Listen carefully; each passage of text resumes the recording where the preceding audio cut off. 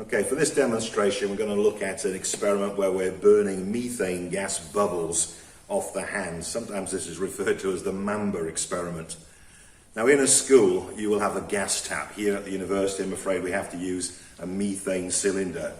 And while I remember to tell you, please do not use any gas other than methane or natural gas. Don't use propane or butane kind of gas. It burns too hot. The setup that we've got allows for a Bunsen clip to regulate the flow, at least it would in a school setting. We've got Klips's mixture of bubble solution in the container. We're simply going to pass the methane gas through a bung containing a small piece of tubing. It's a bit messy, so we've sat this into a bowl, and we'll make the bubbles in this area.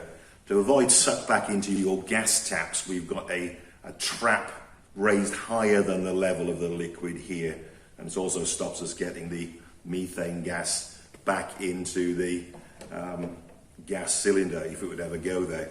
The bubble mixture, for those who have not got access to Klips, is made up from 5% glycerol and just 10% washing up liquid, topped up then with distilled water. And the experiments we're going to try and do twofold here is to burn some methane bubbles on a mat, and then we'll burn it off the hand. So we'll start with a mat first, so we'll generate some bubbles. So I'll just adjust the cylinder, and hopefully it doesn't all shoot out into my face. Okay, that'll be a bit easier to do with a gas tap. The thing you need to remember is the initial production of bubbles. There will be air in the pipeline, and so the mixture that's coming out is a methane air mixture, and that will burn too hot if you're going to try burning this first part off your hand. So what I'm going to do is just simply burn a little bit of this off on a mat. Because it contains air, it's a denser mixture than just pure methane, so we'll burn this off the mat away from the other bubbles. And you can see it burns fairly cleanly. Now you have to be very, very cautious about how you're going to arrange your setup. I've got a Bunsen burner right at a shot, and what I want to try and do, of course, is not set fire to the gas as it's coming out of the apparatus. I'm going to try now burning off my hands. For this you don't wear rings, you don't wear bracelets, you don't wear watches which can conduct heat.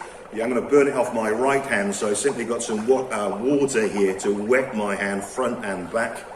I'm going to ignore the first lot of bubbles that comes out because that might still contain air and it will burn far too warm. And I'm just going to take a small amount out of the container with my second hand. So we'll just hold it out. Now the trick of this is to actually wet your hands first so you don't heat. Bust any bubbles on the underside, palm up, fingers and thumbs down, and a flame will magically appear on my second part.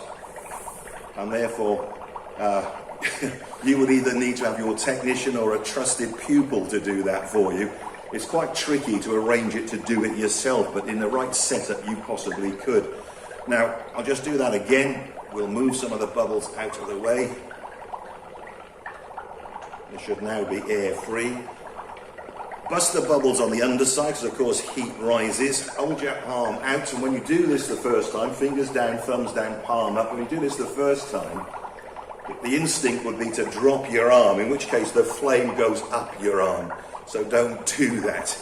The other thing to be aware of is the situation in which you're doing the experiment. Don't do it under a data projector. Don't do it under any wall hangings where anywhere the flame can get to. So let's just clean off my hands, and we'll do it just once more. You feel slightly warm, you don't feel hot.